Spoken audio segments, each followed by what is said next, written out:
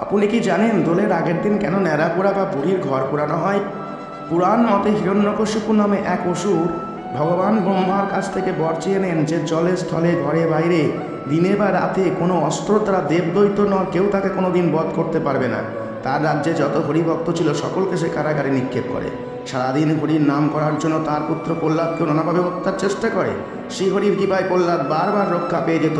তখন হিরণ্যকশিপু তার বোন হোলিকাকে বলে প্রহ্লাদকে নিয়ে জ্বলন্ত অগ্নিতে বসতে, কারণ হোলিকার একটি বরদান প্রাপ্ত চাদর ছিল, যেটি তার গায়ে থাকলে হোলিকা কোনোদিন আগুনে পুড়বে না।